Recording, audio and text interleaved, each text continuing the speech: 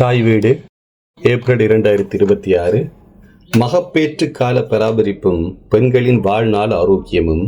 எழுதியவர் நடராஜா ஸ்ரீரஞ்சன். வாசிப்பவர் ஐயாத்துரை கஜமுகன். ஒவ்வொரு பிள்ளை பிறக்கும் போதும் தாயின் ஆயுட்காலம் ஏறக்குறைய 3 வருடங்களால் குறைகிறது என்றொரு விடயத்தை சில வருடங்களுக்கு முன்னர் BBC அறிவியல் பக்கத்தில் வெளிவந்த கட்டுரை ஒன்றில் காண முடிந்தது. அதை வாசித்ததும் எனக்கு சற்று குழப்பமாக இருந்தது. ஒவ்வொரு பிரசவத்தின் போதும் தாயின் ஆயுட்காலம் அதிகரிக்கிறதா அல்லது குறைகிறதா என்பதே அந்த குழப்பம். எமது அனுபவத்தின்படி அதிக குழந்தைகளை பெற்ற தாய்மார்கள் அதிக காலம் வாழ்வதை கண்கூடாக காண முடிகிறது. அவற்றில் பலர் ஒப்பீட்டு ரீதியில் அதிக நோய் நொடியின்றி வாழ்வதையும் அவதானிக்க முடிகிறது. இந்த விடயத்தை நண்பர்கள் வட்டத்தில் கதைத்த போது அவர்களில் பலர் இதற்கு ஒத்த கருத்துடையவர்களாக இருக்கின்றனர். அவ்வாறெனில் BBC அறிவியலில் வந்த கட்டுரை தவறானதா என்று யோசித்தால் அது தவறாவதாக இருப்பதற்கு வாய்ப்பு இல்லை. அது ஆய்வுகளை அடிப்படையாக கொண்டவையாகவே இருக்கும்.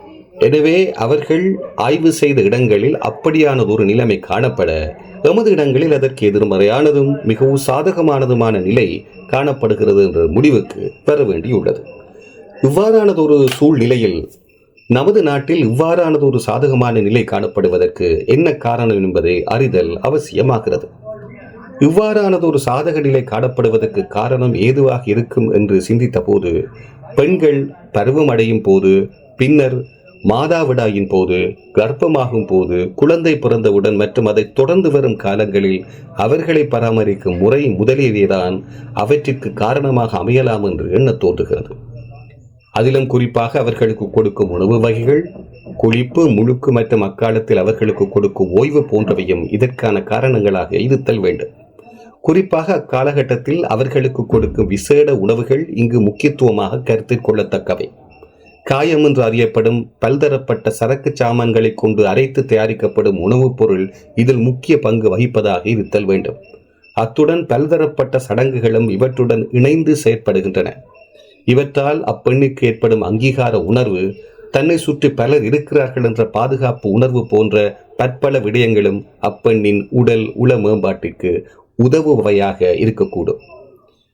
இச்சந்தர்ப்பத்தில் கருத்தில் கொள்ள வேண்டிய முக்கியமான விடயம் யாதெனில், தற்காலத்தில் நாம் இவற்றை உரிய முறையில் கடைபிடித்து செயற்படுத்துகின்றோமா என்பதாகும். முன்னைய காலத்தில் இப்பராமரிப்பு முறைகள், காயம் முதலிய உணவுகளை தயாரித்தல் போன்றவற்றில் கைதேர்ந்த பலர் நம்மிடையே இருந்தனர். அவர்களின் எண்ணிக்கை தற்போது வெகுவாக குறைந்து வருகிறது. இளையவர்கள் இவற்றில் ஆர்வம் காட்டாமை, அந்த நுட்பங்களில் கைதேர்ந்தவர்கள் பலருக்கு வயதாகி விட்டமை மற்றும் பலர் இறந்து போனமை போன்றவை இதற்கு முக்கிய காரணங்களாகும். இதை வேறொரு வகையில் கூறுவதாயின், நம்மிடையே காணப்பட்டதொரு பெரும் அறிவார்ந்த விடயம் கொஞ்சம் கொஞ்சமாக அழிந்து வருகிறது என்பதாகும். எனவே அழிந்து வரும் இந்த அறிவு பொக்கிஷத்தை கட்டிக்காக்க வேண்டியது எமது தலையாய கடமையாகிறது. இது தொடர்பில் முதலில் செய்யப்பட வேண்டியது, இவ்வறிவு கொண்டவர்களை அடையாளம் கண்டு அவர்களின் முக்கியத்துவத்தை அவர்களுக்கும் எமது சமூகத்தவர்களுக்கும் புரிய வைத்து அவர்களுக்கு உரிய மதிப்பை வழங்குதலாகும். இரண்டாவதாக, அவர்களின் பெயர் விவரங்களை பதிந்து வைத்தல் வேண்டும். மூன்றாவதாக, அவர்களை கொண்டு உணவு தயாரிப்பு, பராமரிப்பு முறைகள் போன்ற தொடர்புடைய விடயங்களை இளைய தலைமுறையினருக்கு கற்பித்தல் வேண்டும். நான்காவதாக, அவற்றை முறையாக ஆவணப்படுத்தி கைநூல் ஒன்றை தயாரித்து வெளியிடுதல் வேண்டும். ஐந்தாவதாக, கலைஞர்கள் முதலியோரை பிரதேச பண்பாட்டு விழாக்களில் கௌரவிப்பது போன்று இவர்களையும் கௌரவித்தல் நன்று. இவ்வாறான பராமரிப்பு முறைகளால் தான் தாயின் ஆயுட்காலம் அதிகரிக்கிறதா என்பதை உறுதி செய்வதற்கு கள ஆய்வு செய்தல் அவசியம். கள ஆய்வில் அவ்விடயம் உறுதிப்படுத்தப்பட்டால் அதனை பிரசித்தப்படுத்தல் வேண்டும். அடுத்ததாக, இவ்வுணவு மற்றும் பராமரிப்பு முறைகள் எவ்வாறு தாயின் ஆரோக்கியத்தை வலுப்படுத்துகிறது என்பதை துறை சார்ந்த நிபுணர்களினுடைய உதவியுடன் விஞ்ஞான ரீதியான ஆய்வுகள் மூலம் உறுதிப்படுத்துதல் அவசியமாகும். அவ்வாய்வு முடிவுகளை உள்ளூர் மற்றும் சர்வதேச விஞ்ஞான ஆய்விதழ்களில் பிரசுரித்தல் வேண்டும். அடுத்ததாக, அவ்வாறு முறையான பராமரிப்பில் வளர்ந்த தாய்மார்களினால் பெற்றெடுக்கப்படும் பிள்ளைகளின் ஆரோக்கியமானது அவ்வாறான பராமரிப்பு முறைகளின்றி பிறக்கும் பிள்ளைகளின் ஆரோக்கியத்திலும் பார்க்க சிறந்ததாக உள்ளதா என்பதை ஆய்வு செய்து உறுதிப்படுத்துதல் வேண்டும்.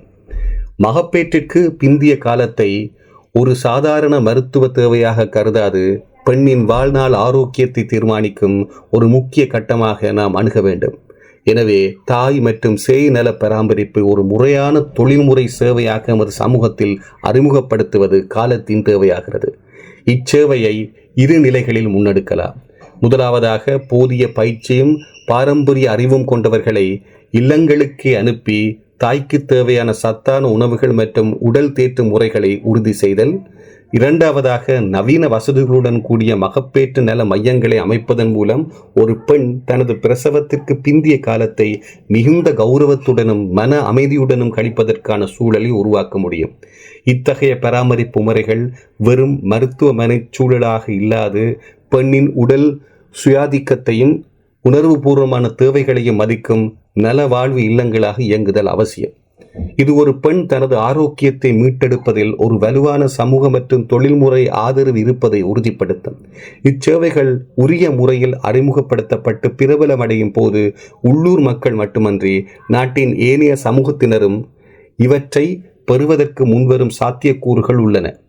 பெண்களின் ஆரோக்கியம் என்பது வெறும் புள்ளி விவரம் அல்ல, அது ஒரு சமூகத்தின் ஒட்டுமொத்த நல்வாழ்வின் அடையாளமாகும். நன்றி.